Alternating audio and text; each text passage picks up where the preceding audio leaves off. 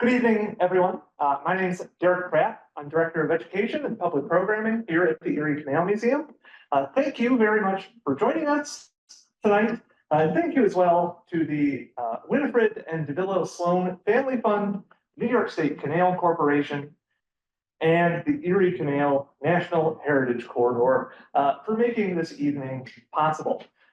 We really appreciate it, and also thanks as well to all the people who donated various things for our raffles and for the beer tonight. Much appreciated as well. So the impact of the Erie Canal has been immense, socially, economically, and politically. And one of the biggest areas that has impacted New York State and the nation is in immigration, which we will be exploring tonight in a variety of different ways. But before we get into the talk, I just want to do a couple quick housekeeping things. This is part of our larger Deeper Dive lecture series, which happen early in the month, usually on Wednesdays or Thursdays. And I highly encourage you to sign up for an annual pass, which will get you access to all the talks and recordings of all of the talks as well. I also encourage you to check out our other lecture series, lunchtime lectures, which happen later in the month on Thursdays at noon. Again, those are all recorded, and you'll get a recording of it if you don't register or if you can't make it in person. This month, we have David Brooks from Schoharie Crossing State Historic Site. We'll be talking about the environmental impact of the Erie Canal on August 22nd.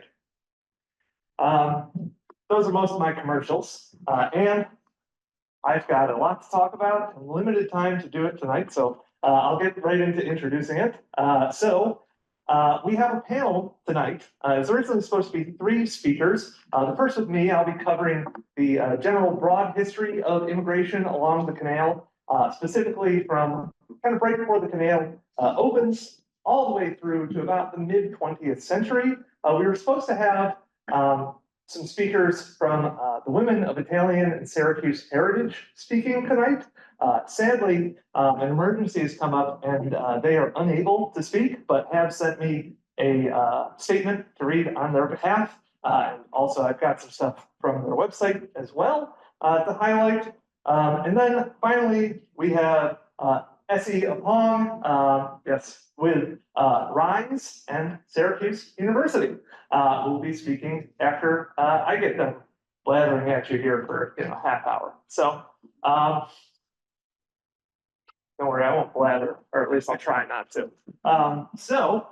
We'll get started here talking about immigration and the Erie Canal. Just so you know, there is a lot here. It was pretty difficult writing this talk and figuring out how much I could fit into this talk without going like way too long. And I'm still probably going to go too long, but hopefully not too much. But I might skip some stuff. If your particular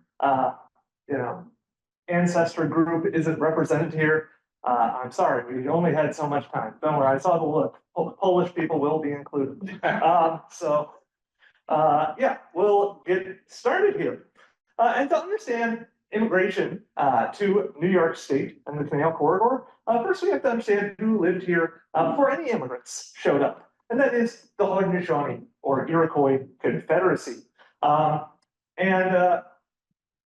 This is their national flag, which can also be kind of read as a map. If you envision upstate New York today, you can read it from west to east with the Seneca, Cayuga, the Central Fire Keepers in the Onondaga, where we are now, the Oneidas and the Mohawks. Also in the mid-1700s, the Tuscarora will join the Confederacy, settling first amongst the Oneida primarily. And it's important for us to remember that since time immemorial, this has been their land where a variety of different folks have migrated onto.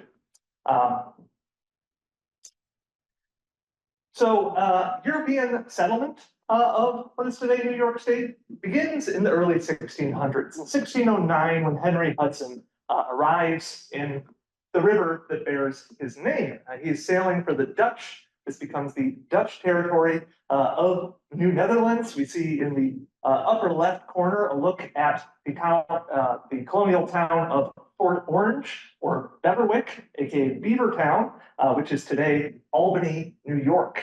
It was a major fur trading hub for the Dutch, who will spread throughout the Hudson and Mohawk valleys. 1666, the English will take over, and the colony becomes New York. Lots of English folks move into the area, as well as the Scots-Irish from the Scottish-Irish or Scottish-English border and Northern Ireland. And then in 1709, we see the arrival so about a century after this begins. In 1709, the Palatine Germans arrive from what is today Western Germany in the Rhineland, escaping religious persecution. Yeah, that's the Palatine Church in the Mohawk Valley in the bottom corner. And all these groups will begin demanding easier access to Eastern markets from their farms and small factories along the Mohawk River. And individuals like the Dutch Stephen van Rensselaer and Philip Schuyler, as well as the Scots-Irish DeWitt Clinton, will fight the major political battles that will ultimately result in the building of the Erie Canal. And it's also important for us to note that for practically as long as these settlers have been here, they have been governed by what's pictured over here, and according to international law, continue to be governed by the two-row wampum with the Haudenosaunee, established between the Haudenosaunee and the Dutch in 1613. The agreement outlined a commitment to friendship and peace between the two parties, with each recognizing the other as an equal partner. According to international law, this agreement would continue to be in place between the political entities that took over from the Dutch, first the English, then the United States of America. Obviously, since we're standing right here, this treaty has been violated many times since, but is nonetheless still an important one to remember and still valid. So, moving on, after the American Revolution, your first major migrant group are the Welsh, who begin moving into the upper Mohawk Valley, specifically what is now Oneida County, settling in the areas around Remsen and Steuben, and in what will become the canal town of Utica, as well as in northern Madison County, in places like Eaton and Nelson. Pictured here is the Welsh newspaper Ydrit, which is an all Welsh newspaper. It was the largest Welsh language newspaper in America for about 7 years once it began publishing in 1851. And it wasn't even the only Welsh language newspaper in the area. I will also, since you just heard me probably butcher Welsh, apologize for any mistakes I make in pronunciation. But anyway, the Welsh move into the area. Another important thing we need to address is that not all migration to what is today the Canal Corridor was voluntary. We also have forced migration in the form of the institution of slavery. For almost as long as the European settlements in what is today New York have existed, slavery has as well, beginning in 1627. When 11 Angolan and Congolese individuals were brought to New Amsterdam to be sold into slavery. And under British rule, New York would become a major slave trading hub. After the Revolution, things begin to change a bit. In 1799, New York State begins its gradual abolition process. But by even 1810, 1/3 of all rural New York households will continue to contain enslaved people within them, such as this man, the Reverend Thomas James, who was born in Mohawk Valley in Canajoharie, New York, in either 1803 or 1804, and would eventually become a prominent abolitionist speaker following his trip on the Underground Railroad. And finally, in 1827, slavery will be largely abolished in New York State. However, Individuals of African descent will continue to play a major role throughout the Canal Corridor throughout all of this time. Which brings us to the Erie Canal. Who built it? That's a great question when we talk about immigration. A January 25th, 1819 Canal Commission report stated, quote, "A very few of the contractors are foreign, who have recently arrived in this country, and 3/4 of all the laborers were born among us." As we see from that statement, it indicates that about a quarter of the workforce up to that point were immigrants. Though in the ensuing year, 1820, when the middle division, the easiest section to be built, was completed, the work got much harder. No problem. The work got much harder after it moved past the middle division. So increasingly, immigrant labor became used in digging the Erie Canal. The Irish will be most commonly associated with digging the canal, but a number of different migrant groups would participate in the construction process, which by this point had not become the almost exclusive domain of Irish immigrants. There were also German, French, Welsh, Scottish, and Quebecois immigrants on the early canal works. An example of this, can be seen in this interesting artifact in our collection. This giant foot-tall, 17-inch wide kettle belonged to Christine Davis, the daughter of 2 German immigrants. She married a canal laborer and worked along with him as a cook for his work crew. And this also serves as an important reminder that the canal was an early moment for women to earn wages and find employment outside of the home, as so many immigrant women would do in the coming 2 centuries after this. It's also important to note her job, cook, as most canal laborers were paid largely in kind, with food and lodging, rather than in wages. That's also part of what drew immigrants to the harsh working conditions of the Erie Canal. Many were lured with not always factual advertisements placed by recruiters in major ports of entry for immigrants, most notably New York City. These ads promise things like, quote, "meat 3 times a day, plenty of bread and vegetables, with a reasonable allowance of liquor, and $8, $10, or $12 a month for wages." The United States was in the midst of an economic depression following the War of 1812. So this sort of opportunity was appealing to immigrants in overcrowded cities, where American workers often were given preference in hiring. So now we have to fully address the immigrant group most associated oftentimes with the Erie Canal, the Irish.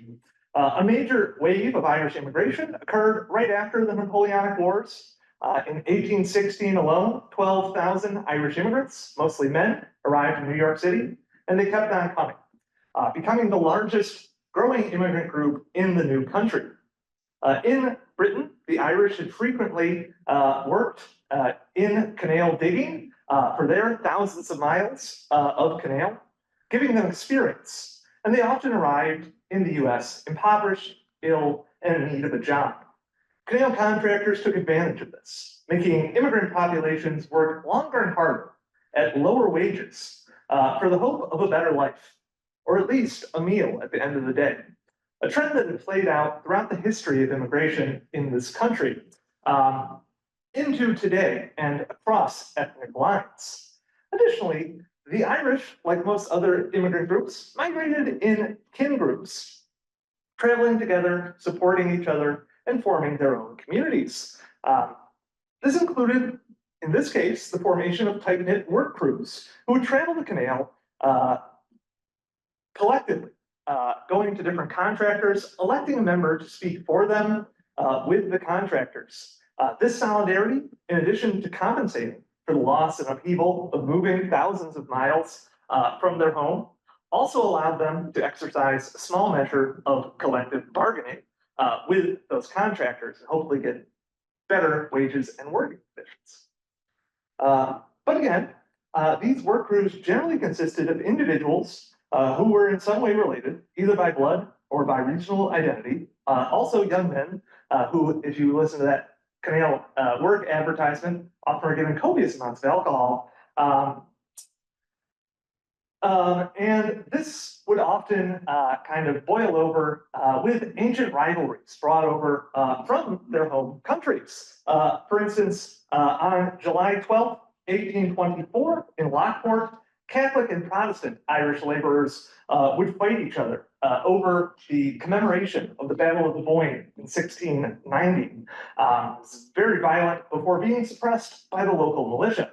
An early example of state violence being brought against labor unrest and how division within the working class was often used to prevent a more complete form of solidarity. As the years progressed on the canal project, like here in Lockport, you can see kind of how challenging this would have been to cut through sheer stone. More and more Irish laborers were hired, and more the job became increasingly associated with the Irish and stigmatized for most other ethnic groups, with the exception being their fellow Catholics, French Canadians. So that a decade later, in 1836, when New York State authorized the construction of an expanded canal and several other branch canals, the workforce was almost exclusively Irish. So, the canal would open in 1825, and New York and America were forever changed, as was immigration to this country. You can see that in 1825, which is also the first year of Norwegian immigration, itself a canal story. When the sloop Restoration arrived in New York City, carrying several dozen Norwegian Quakers. Initially held up by federal officials, the Norwegians, lost my spot. The Norwegians, something about Norwegian, were eventually allowed to head up the Hudson to Albany, where they boarded one of the earliest canal boats to head west to their intended destination west of Rochester on Lake Ontario, establishing the nation's first Norwegian community. Their leader, Clang Pearson, however, had been kept in New York, dealing with various legal issues until after the canal froze over for the winter. As legend has it, upon reaching Albany, he strapped on a pair of ice skates, like the good Norwegian he was, and skated the about 200 miles to his new home outside of Rochester.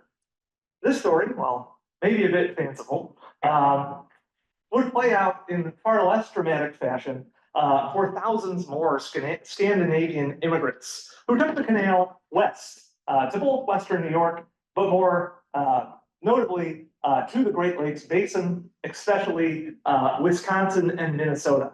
Well,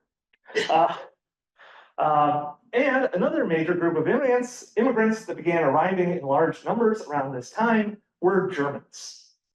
As we've discussed already, there have been Germans here in upstate New York since at least the early 1700s, but numbers really picked up around the time the canal opened, with around 2 million Germans arriving over the next 50 years, many taking the canal west to the Great Lakes Basin, and many more settling along the Erie Canal, where they found work on its water, servicing canalers on its banks, and working in the industries that grew up along the canal.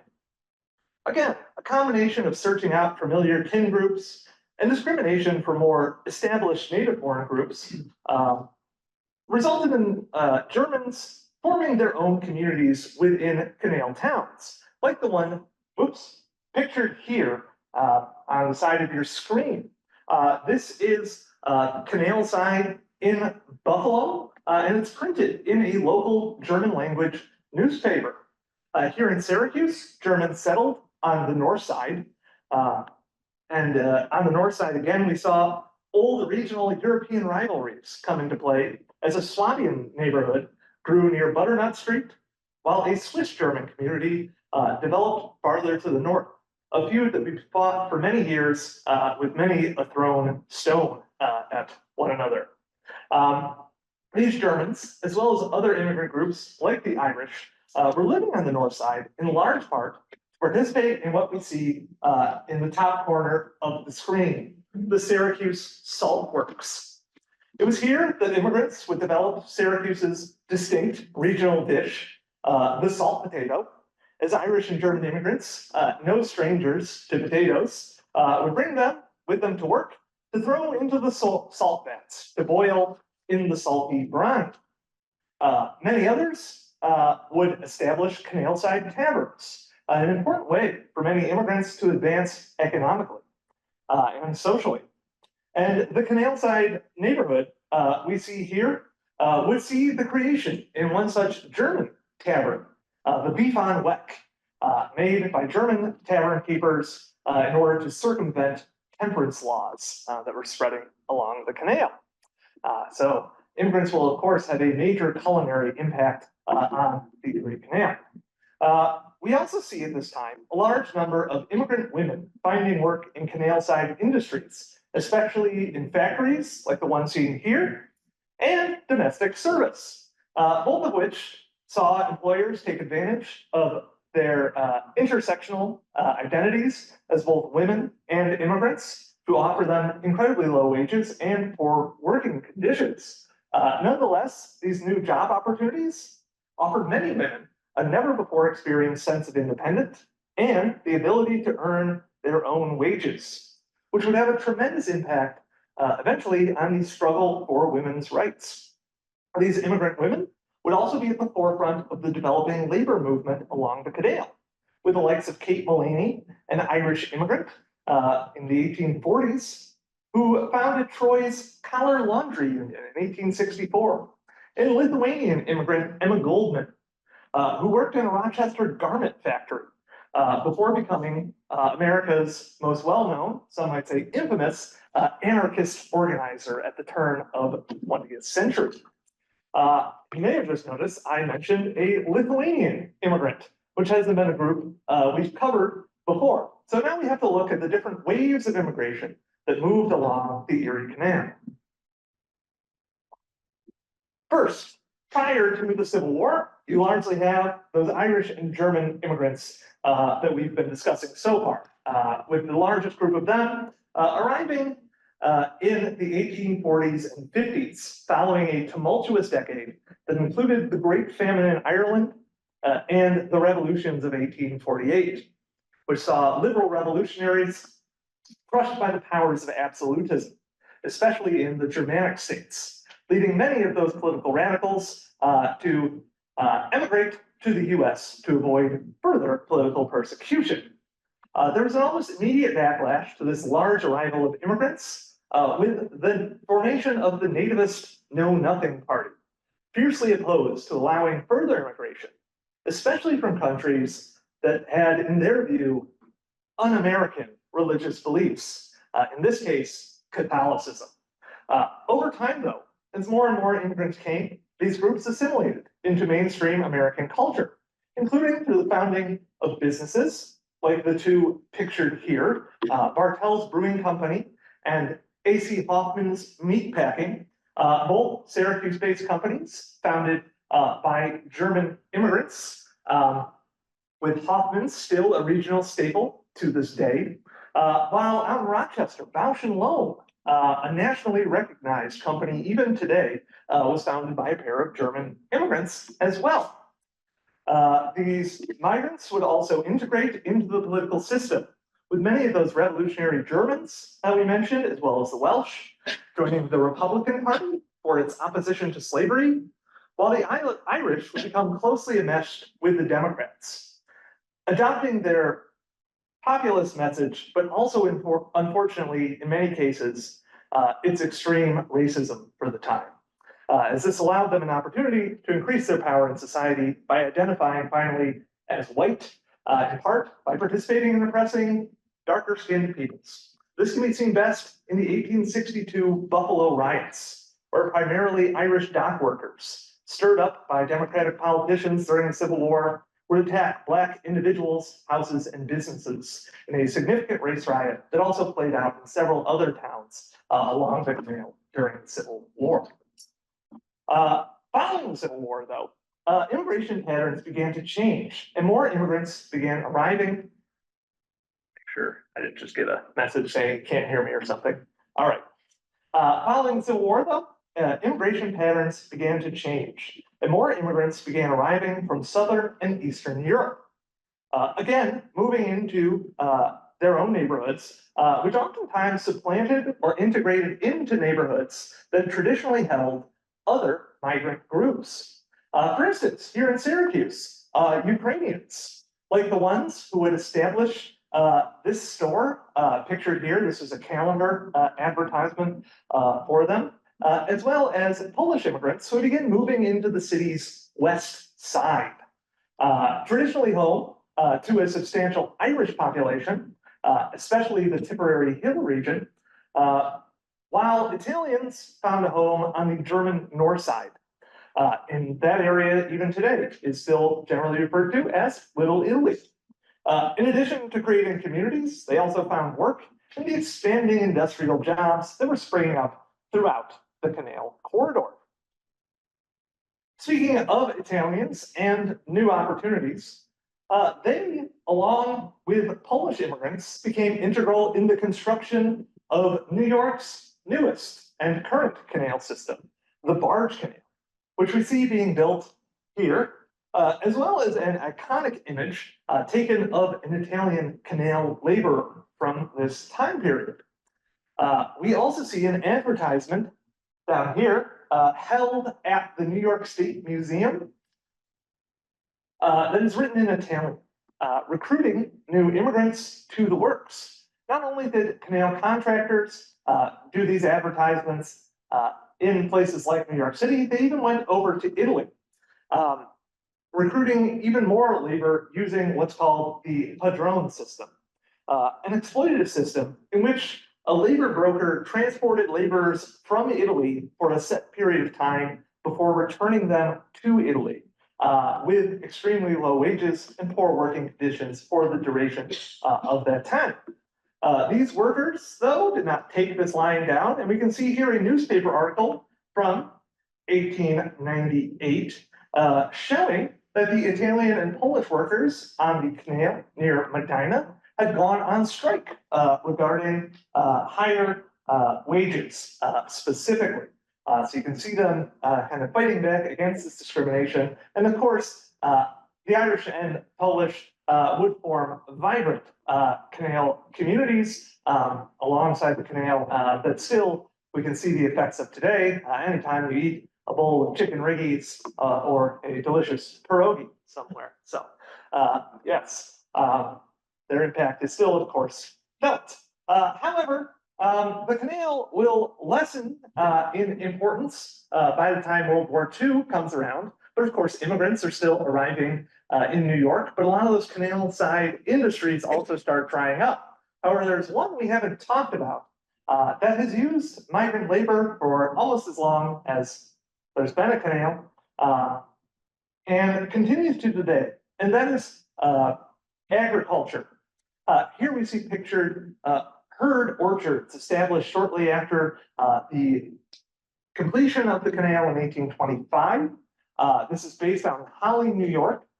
It was established by English immigrants. They would hire primarily Irish and English immigrants as well to do their labor for a time. Eventually, turn of the century, we see these same waves and trends of immigration. Italian immigrants would be employed there. Mid-century, they would begin employing a lot more Hispanic laborers, especially from Mexico and other Central American nations. Though by the 70s or so, following the Vietnam War, you will see many more South Asian individuals, notably Burmese refugees, will work many of Herd Orchard's farms, which they, if you talk to them, are very grateful for having there. So yeah, that will bring us up to essentially today. I'm going to let Esi talk a bit more about that in a little bit. Current migration to the canal system. Anyone have a pressing question, or can I move on to what Wish has to say? Great.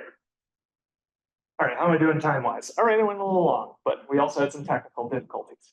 All right, so like I said, today I'll be talking on behalf, uh, right now, of WISH, we of Italian and Syracuse Heritage, or it was originally Women of Italian and Syracuse Heritage, but they've changed the name recently to try to make it more inclusive.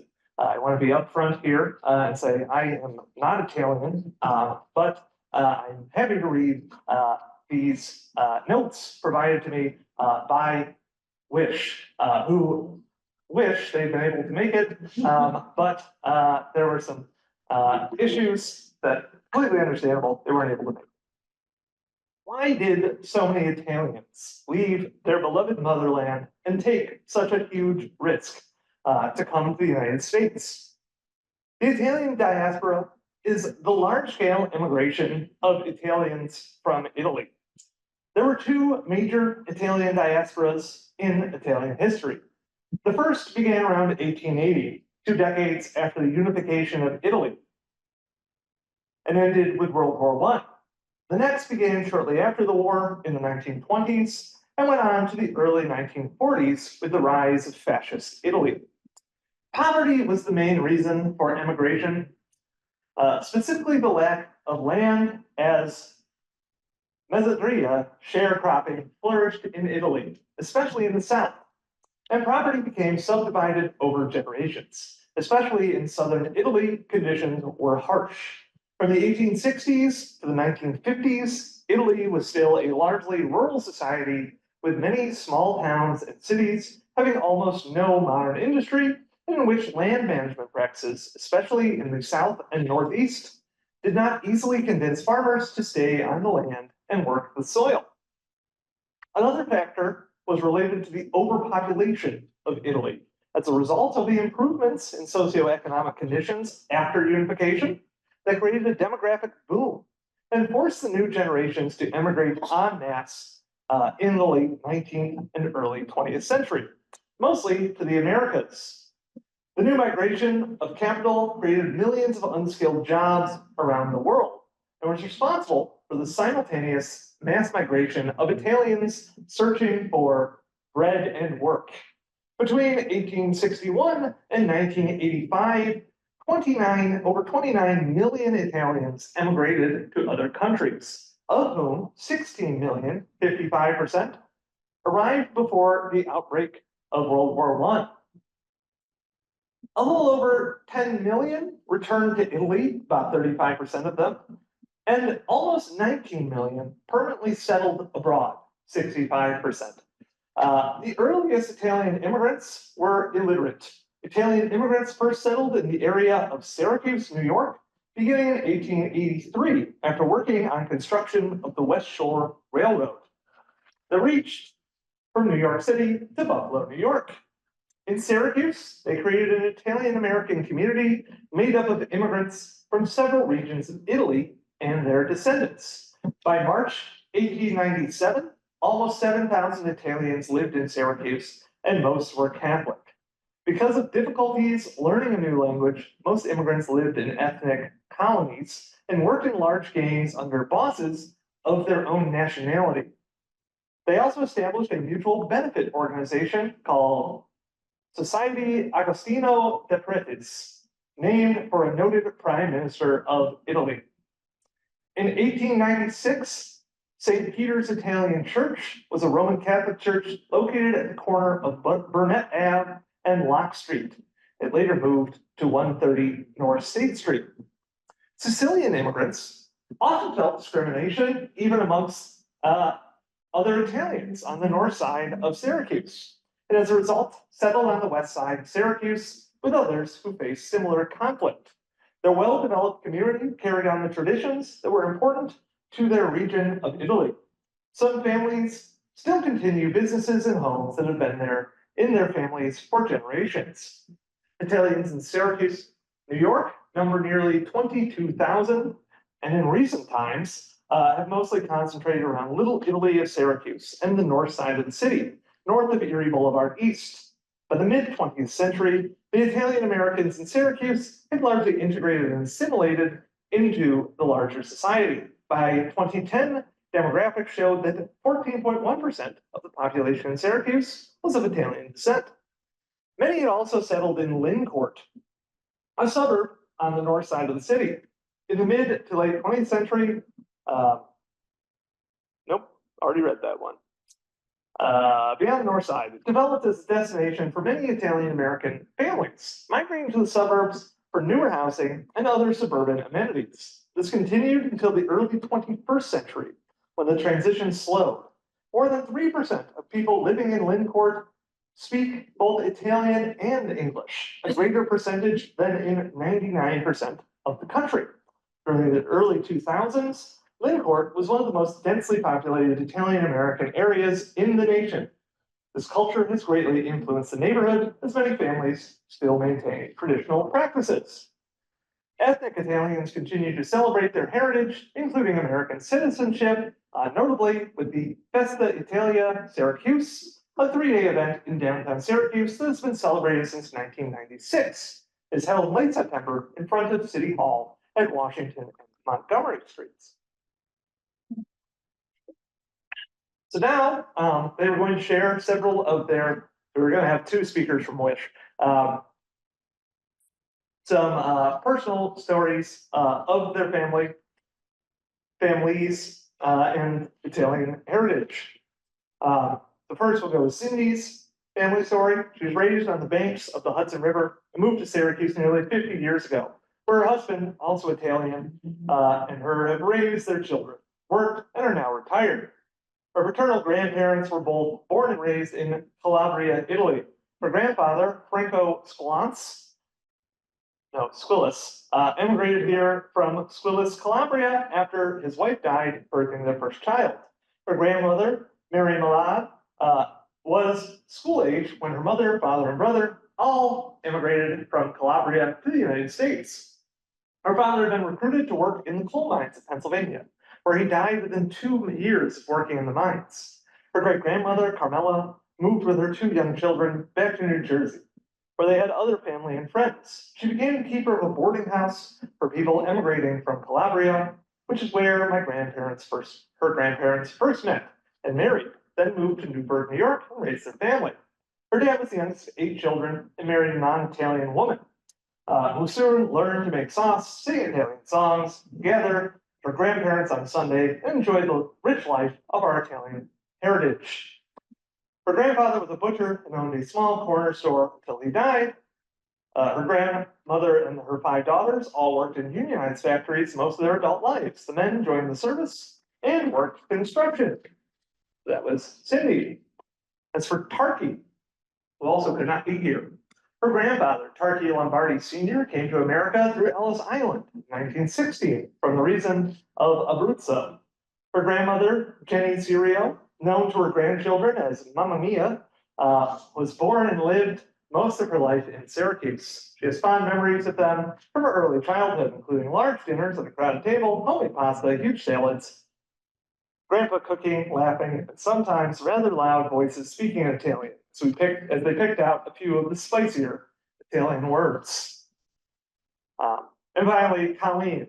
Her great-grandparents on both sides of her mother's side of the family were impoverished laborers and farmers who immigrated from Naples to Syracuse at the turn of the century and began new lives, seeking financial opportunity. Her great-grandfather, Albert Ruta, and his wife, Gio Quindina, were third cousins. And after giving it a go here, Albert despondently left his wife and 5 children and returned to Italy. Her great-grandfather, Leonard Carfangio, settled where the train took him and got a job working for the Syracuse Parks Department, beautifying downtown Syracuse. Her grandfather, Antonio Ruta, was a single parent to her mother and eventually became her surrogate father. Raised by her mother on his salary as a Nettleton's shoemaker on the north side of Syracuse. These hardworking people were often ridiculed and discriminated against, yet they shared a common bond of pride for their Italian heritage and love of church and family. They knew what it felt like to be at the receiving end of persecution and poverty. As you can see, the members of which are proud of their Italian heritage. But also, their organization has been established specifically to deal with the current controversy surrounding one expression of Italian American heritage here in Syracuse, the Christopher Columbus Monument, a few blocks south of here. Here's part of their official statement, the whole of which can be found online on syracuse.com. We women of Italian American ancestry of central New York have seriously considered the monuments to Columbus and their symbolic statement of Italian immigrant pride. Italians have a deep and rich history of which we can be proud. However, we know that this monument of Christopher Columbus, erected in Syracuse in 1934, is no longer a suitable symbol of pride, and not one we would offer to represent our Italian ancestry. So how do we change? The first step in the process of change is knowledge, recognition of the true facts of our history. Once we see it, we need to feel it, own it, and embrace it, even if it hurts and even if it shakes the foundation of our beliefs. From there, we can act with honesty and integrity. Cristoforo Colombo, navigator, con man, slave trader, violent missionary, and perpetrator of genocide. Saying the truth about this man does not denigrate Italian Americans, our families, nor our Italian ancestry. It lifts us up to better knowing and seeing and brings us to that collective, heartfelt space of empathy and understanding. As many Americans grapple with the knowledge of the cruelty and violence of our slave-based history, those of us with Italian heritage must do the same. Some have suggested a special museum for our fallen heroes. This may be an educational answer to this dilemma, not only for Columbus, but also to those of the Confederacy. As monuments are put aside for educational purposes around the world to show the hurt, hate, and pains of the past, we can do the same in our country. Then let us lift up again, with truth and dignity, those who are deserving of our honor and respect. Through community dialogue, we can come together with open hearts and minds. And again, I encourage you to read their full statement, which is available on their website. All right, so now we're going to transition over to Esi.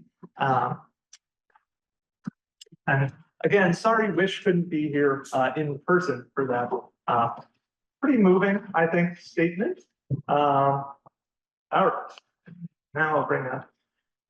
Also, sure, Esi's going to mention it. You can get copies of the cookbook Esi compiled in the back.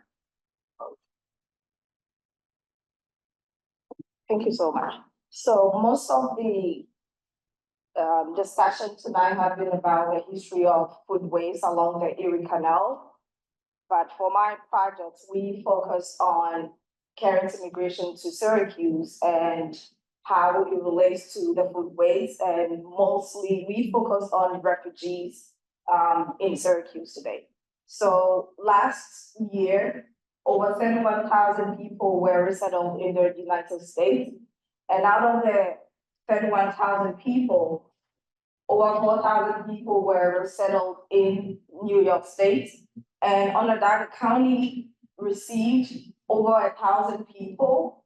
Most of these resettled refugees were from Afghanistan, followed by Congo and other countries. So when they move here to Syracuse, these people come from varying economic backgrounds, and they mostly move here because of civil unrest in their countries of origin, or because of economic hardships, like we've already heard this evening.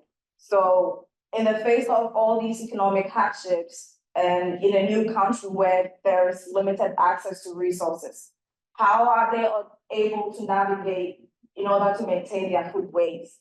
This makes the issue of being able to attain food sovereignty and maintaining food waste and migration very critical, because there's a higher tendency for people to lose their cultural identity, mostly with regards to food.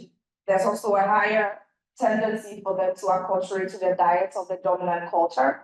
And they are also, because they don't have the basic ingredients that they need for their food, what they can do is that they will modify their diets in order to suit what is available. And they also face challenges with regards to access to land, seas, and culturally appropriate food. And one interesting thing is that most of these new Americans, when I say new Americans, I'm referring to immigrants and refugees who have been here for over 5 years. They settle in food appetites, and it's very challenging for them being able to get access to culturally appropriate food. In Syracuse, there are a lot of nonprofit organizations who are helping immigrants and refugees to attain food sovereignty through the lens of food justice. These people who face food insecurity and its associated diet-related problems, they partner with these people, and we have organizations such as Syracuse Grows, Brady Farm, Soul City Harvest Market or Farm, and then we also have the Refugee and Immigrant Self-Empowerment, who I am a partner of. So Rise empowers and supports immigrants and refugees in Syracuse to get access to culturally relevant food. And it's not just that, they also have programs such as the individual account, development account program.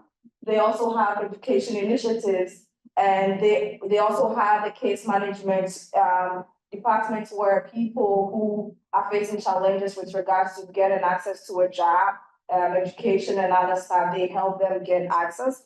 And we also have a Syracuse Refugee Agriculture Program, whom I am a member of.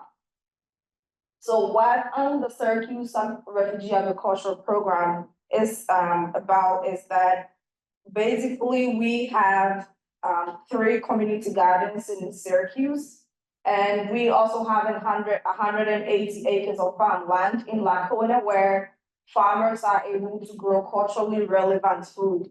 And we have people from Afghanistan, Burundi, the Congo, Nepal, Madagascar, Pakistan, Somalia, South Sudan, Ukraine, who we farm with.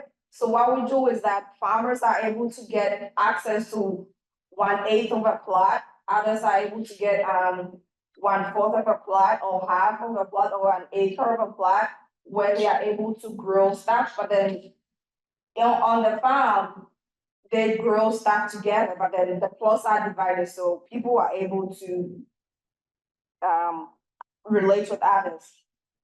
One condition for someone to get access to this farm in Lacona is that they would have to be, based on the current funding, the person should be here for over 5 years before you can farm on their land in Lacona. But for the community gardens, everyone else can get access. So we conducted an intensive literature review on food sovereignty and food justice, right to food, community garden and farms, and the ability of people to maintain their food waste whilst in a new country. So the literature connects all these 4 items together, where when people are able to get access to land because they are in a new country and they don't have the resources that they need. And most of these people are coming from countries where they always get access to fresh produce. They come from very big farmland, but because of wars and other stuff that they move, so they don't have access. So when in a new country and they try to gain access to plant seed and culturally relevant food, they are trying to attain food sovereignty, and they are also trying to break away from outside food sources where they're controlling the whole bunch of the foods that they eat. And also they want to be able to promote health and new crops, because most of the seeds or the crops that they grow here are very new to the US. The literature on right to food also talked about availability, accessibility, adequacy, and sustainability of the food, whereby most of the farmers that I work with talked about being able to access food doesn't mean it's acceptable, because they will go to a corner store. Most of them live in that food appetites, and they'll go to a corner store to get food, but then they are able to eat it. Some also go to food banks to get food, but then the food, they are there and there is no manual instruction as to how to go about the foods or the ingredients they are going to use. So it becomes a challenge. So it means that if they're facing this, their right to food is not being attained. The literature on community gardens and farm also highlights the need to get access to land and seed to grow culturally relevant food. The ability of people when they garden or farm to be able to preserve their food culture. Most farmers talked about being able to improve on their mental health because they are coming from a war zone. But then when they farm on the land, just even they can through their soil makes them feel at ease. And also they feel like they are socially included in their communities because they are farming with other people. Literature on food waste also highlight that by being able to participate in community farms and gardens, these new Americans are able to get access to culturally relevant food and also able to maintain their food waste in the long run. What is not known so far is how are new Americans able to pass on their food cultures to future generations and also share with the broader community. There's a lot of people that may not know about the foods that new Americans bring as they migrate to the US. And with RISE, this project, what we had in mind was that we wanted to develop a culturally diverse recipe book for new Americans and also to be able to bridge the social and cultural disconnect between accessible and acceptable foods for new Americans. And for the broader community or American-born individuals who are not familiar with new American recipes, this recipe will be available to them so that they can try if they want. My engagement with farmers, they talked about the reasons why they farm with rice. And personally, I accepted to spearhead this project because when I moved here as a student, it was very challenging for me because I am used to spicy food, very hot. You know, your tongue will be burning and you'll be drinking lots of water. But the food I met here was blunt, and sometimes I'll be like, no, I don't want to eat this. And it wasn't just me, most of the new Americans or refugees that I encountered also shared similar experiences. There is this woman that originally she's from Burundi. And when the war broke in the 1960s, she and her family moved from Burundi to the Congo. And there was another war in the Congo. They did live there for quite a while. And when the war broke in the Congo, they moved to Tanzania. She met her husband and then they moved to the US as refugees. But then when they arrived, she shared with me that for 2 days, she didn't eat. And the most disheartening thing was that she had a 6-month-old baby that she was breastfeeding. And I was like, why didn't you eat? She told me that they brought them chicken and rice, and like, I don't know how to eat that. She comes from a very rural area where all they do is farm. She says, I used to live in a village where all we do is farm and eat what we grow. So she said most of the people in her family or in her village, they get access to fresh food, grains, vegetables, and all that. But then the food that they gave her when she arrived in the US was rice and chicken. And she told me that even when they will have meat in their house, it will be for a special occasion or for a guest, but then they themselves, they don't eat it. So in order not to not touch what she's not familiar with, she didn't take the food, and then she said she became very weak because she didn't eat for 2 days. And when they were moving them to the state that they were supposed to go, she saw in the reception area there was a bowl of fruits and other vegetables, and she had to run and go grab it. And they were like, "Oh, we didn't know you were so hungry." And the funny thing was that the people that received her and her family, she had 5 kids when they were coming here. They didn't ask them, oh, what would you like to eat? We have a list of these items. You can choose whatever you want. They just handed food to them, like, just take and eat. So this made her decide to partner with RISE or farm with the Syracuse Refugee Agricultural Program. Another farmer also shared with me that farming has been very beneficial to her and her family. She farms with her husband, and then when the husband goes to work, she's the one who comes to the farm and then she plants and she harvests stuff. And what she does is that she's able to save a lot of money for her family because of the farming. And last farming season, she harvested over 1,000 pounds of tomatoes, where they didn't sell any of those. They just froze them and then they shared with their community members and their family. Most of these new refugees or new Americans, they have very huge families. So this woman, for example, they are more than 10 in their family. And this woman, originally from Burundi, she has 10 kids. So when she was moving here, she had 5. And then when she got here, she also had an additional 5. So if they say they're always going to buy food from outside, it's going to be very costly for them.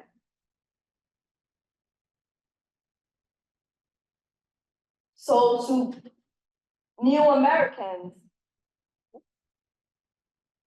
being able to farm or garden with rice helps them maintain their food ways and food cultures. They see it as a form of identity expression. And some talk about the fact that when they farm and get access to the food that they are used to, they feel comfortable. They feel satisfied because they are getting access. They also feel a sense of belonging because they come from a very culturally rich backgrounds. So when other family members are not around, because most people, the new Americans that come from African countries, we have this system of practice and extended families. So you find a family where there's a lot of nuclear families and they all live together. So when they are able to farm and get access to all these food, they feel like, okay, they are connected with their families back home or even their ancestors. And being able to get access and maintaining their food ways, they talk about being able to practice their attitudes, beliefs, and the behaviors associated with the food in their daily lives. So my work with new American farmers, we talked about production and the basic ingredients that they use in the food that they eat. For most new Americans, they want to shun away from the larger agriculture where we have people like organizations or businesses like Monsanto and others that are controlling what you grow and what you eat. So what they practice mostly is agroecologically sound farming methods. So all the farmers that I work with, they don't use any chemicals in their production. They want purely organic items for their food. Most of them who are unable to grow the foods that they are used to, they go to specialty food stores or grocery stores labeled as African markets or Asian markets. We have one on Erie Boulevard. There's another African market on Salina, and there's another one on Butternut Street where people who are unable to grow the food that they are used to because they don't have access to the seed, they go to these stores and they usually talk about how expensive these ingredients are. Another thing that came up with my interaction with new Americans was how they prepare or manipulate the food that they consume. Most of the Ghanaian recipes that I documented are very spicy. And one thing that they do is that the base of the food is usually vegetable based, like there's a lot of blending that comes with the food that they prepare. But for Somali people who are mostly Muslim, the foods that they consume or the meat that they use in their food, they want to be sure that this meat is halal, else they would not use it. But for Nepali farmers who are mostly Hindus, they usually don't eat meat. Most of them see the cow to be holy, so they don't eat meat. They don't eat that. But then even if they will eat chicken, it will be just once in a while because most of their meals, as we will see later on, are vegetable based. So they usually don't take anything meat. When it comes to flavors, most of the new American recipes that are documented for Ghanaians and other African countries like the Congo, Somali, they want their food spicy and hot. But for Nepali, Pakistani, New Americans, they don't like it hot. They want it very mild because it may burn their mouth. And when it comes to consumption techniques, they usually use their hands. And with regards to that, we can see here, this new American prefers to eat with his hands. And the reason is that they want the food hot because when the food is hot, they feel like it's very healthy. And they tell me that eating with their hands adds flavor, special flavor to the food. What is the role of women in all this? Derrick talked about the role of women while people were migrating along the Erie Canal. My interaction with the new American people, the role of women could not be overemphasized. They are responsible for all the care work in their homes, and most of the women also come to the farm on a regular basis, at least 3 times in a week, to check up on their produce. And most of them talk about being able to modify and cook American dishes for their children because they don't want their children to develop any diet-related diseases. But then because these kids go to American schools and the culture that they are not used to, when they go on lunch on campus, they would have to go to school canteen and get those American foods. And they usually say that when they don't prepare those meals at home for them, the kids get sick. So they're taking it as an incumbent upon themselves to do all that instead of buying from outside. Another woman also shared with me that she usually takes food to her husband at work because the husband doesn't like American food. And there are not enough restaurants or grocery stores around for them to get access. So she would have to go to her husband's workplace every day. And because they usually prefer to eat the food while it's hot, so she would just prepare and take it. So these are some of the produce that new Americans produce on the farm. And one interesting thing is this. So this vegetable right here is not grown. It's actually grows wild, so no farmer grows this. And the name that I got to know is Carolina house nettle. Most Americans know this to be a poisonous thorny weed, so they don't eat it. But all the new Americans that I work with, they eat this vegetable. They talk about the health benefits of this, where when they eat it, they are able to, if you have like blood pressure problems or other blood or pressure related diseases, this helps you. And even in Ghana, we have this vegetable, but we do grow it. And there are some that will grow wild. And most pregnant women and even new mothers use this in their soups and stews.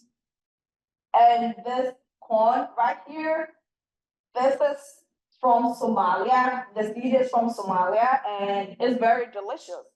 I actually compare this to the corn that I get from the grocery store. And the one from the grocery store is very sweet. But this one is not. It's not too sweet. All of these are some of the produce that new Americans grow on the farm. So we have lenga lenga, mustard green, radish, squash, what baby watermelon, and this watermelon, these ones are big, but then we have a farmer from Somalia who cooks these watermelons, and she eats that. She doesn't like these, like when it becomes red, very smallish, and then she cooks them. So for the recipes, these represent Congolese American kitchen. So I documented beans and squash dish, ugali, which is made with cornmeal. We also have beans and eggplant stew, potato dish, beans dish, rosemary tea, which is featured in the printout at the back. You can get one on your way out if you didn't get that initially. And representing the Kenyan American kitchen, we have ugali, saga stew, boiled rice, beef stew, and this one I've been trying to get the name, but it's a tomato and onion salad. Kambab. Oh, okay, I'll hold on to that. So hopefully you are noting some similarities between all the recipes that I've documented and shared so far. So I've shared two, the Congolese American kitchen and the Kenyan American kitchen. So representing the Ghanaian kitchen, we have suozafi, which is also made from cornmeal. We have granule soup with rice ball, jollof rice, spinach stew, fufu, banku, which is also made from corn, meal, fermented corn. Representing Madagascar American kitchen, we have only one recipe that was shared by a Madagascan American, which is pork noodles, and it comes in various varieties. You have the noodles, and then you also have the noodle soup, which is very delicious. And then representing Nepali kitchen, we have spaghetti, milk rice, salted mustard green, vegan pig with soup. We also have long beans with eggs, tomatillo sauce and garlic, red chili sauce, and samosa. Representing Pakistani American kitchen, we have dal soup. This is a one meal, and then we call it bata, or they call it bata. But then it includes dal soup, eggplant stew, naan, ghee, and you can enjoy it with this black tea. And then when you're done, you can have these two desserts in your them in addition. For Somali American kitchen, we also have ugali here. So if we've observed all the recipes that I've documented so far, all of them have ugali. There is baku and fufu. And all these foods are made from cornmeal. But the most interesting thing is that they all have different ways of making it. So you may think that, okay, since this is the cornmeal, you're gonna get this. But trust me, when you don't go by the way that maybe the cultural insider is sharing with you, when you cook it, it's not gonna taste the same. So the implications of documenting all these recipes is that it's a form of empowerment to new Americans because their voices are being heard. These are the foods that mean very dear to them. These are the foods that when they eat, they feel at home. These are the foods that when they eat, they have a sense of belonging, and they may not miss their home country so much because they cannot go back either like right away or it's gonna take time. So they see it to be a form of empowerment after being able to like feel the emotional connection.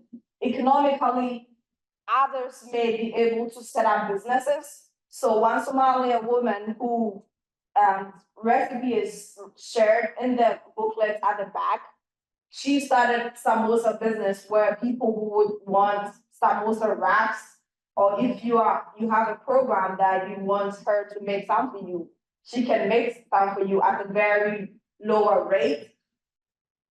And being able to have all these recipes documented, they see it to be a form of their rights being realized. And this documentation of recipes will be a resource for policymakers, whereby they will have policies that recognize and support diverse dietary needs within marginalized communities. Because we all know that immigration to the US is not going to stop today.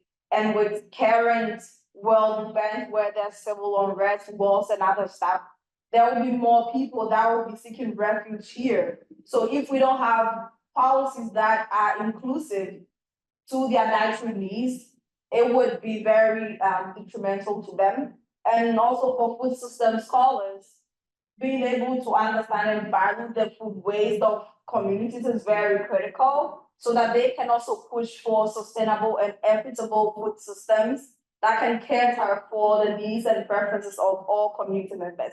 And to the broader community here in Syracuse and beyond, you can get access to a large base of new American recipes that you can try on your own. But one thing that I forgot to tell you is that most of these recipes, you may follow the directions that new Americans have shared, but then if you don't, for example, for the manipulation techniques, if you don't do it the same way that they show you, it's not going to turn out the same. So you may want to be careful with that. So these are the women and men who shared their recipes. This is Julian, and whenever I get the opportunity to share this project, I show my appreciation. Julian from representing the Congo American Kitchen, and this is May. She represents Somali American Kitchen, and this is Bernard, who represents Madagascar American Kitchen, and this is Bakosia representing the Ghanaian American Kitchen, and this is Violet representing Kenyan American Kitchen, Aisha from Pakistan. Thank you.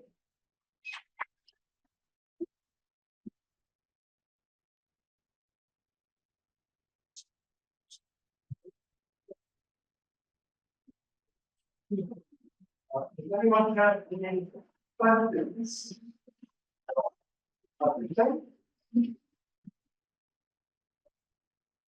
But any of the thoughts, yes, Martha? How do the farmers get the seeds of their native things? So the, was it the Somalian, how do they get those seeds? Esi, before you, could you come up here just so everyone can hear it? Just so everyone on Zoom knows the question, it was, how do farmers get the seeds? Yes, that's a very good question. I usually don't share this.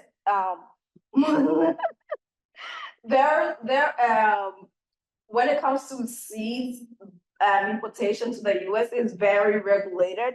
So most people are unable to bring seeds because there's the fear that when you grow them here and pollination takes place, like other local seeds may be at risk. So they don't allow people to bring it. But when you listen to the history, where slaves were being brought to America, they had seeds in their hair and all that. So these new Americans, they also are able to, I don't want to say it. They usually don't want to share like how they are able, but then I think for the corn, they don't have any issues with that. So you cannot bring too much. So maybe you have like one single corn that you can bring, like you can add it to your food. And mostly at the border, you have to what do you call this? Like make a claim, like show them that you have these stuff. For example, when I was coming here, I was able to bring some stuff, but then they were already processed food. I couldn't bring any seed that I wanted. But then now that they've attained citizenship status here, they are able to go back to their home country and then they can bring corn. Yes. Thank you. Any other questions? That farm in Lacona, that's a distance away. Yes, Yeah. 45 minutes drive Yeah, from here. yeah. And is that pretty well used? People use a lot? Do they use a lot of the land up there? Yes, thank you very much. So the farm, most of it is like, we have a stream. So I even asked my supervisor that there's a lot of rocks on the farm.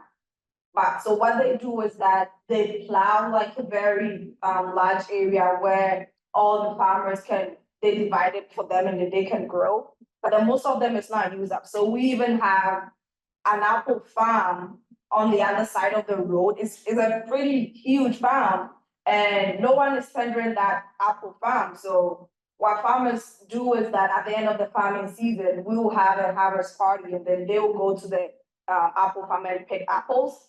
But then where they actually farm is not too big. So last season, we had like about 3 acres that was plowed that they were using. And I feel like the farm is not being used to its capacity because they have inadequate resources that they can use to expand on the production. But then this farming season, most farmers were very eager to sell their produce. So they plow like additional 2 acres. One farmer told me that he wants like an acre to himself whereby he can grow a lot. So the decision to like extend on the production is dependent on the grant that they are receiving, because most of the things we have staff people that they do the plowing and other staff irrigation system in place and all that, and we don't have a lot of people that can help with that. Any other questions? Great, all right, well, thank you all for coming. Thank you, Esi, for a great presentation. Be sure to pick up the printouts of those recipes in the back, and we hope to see you around later.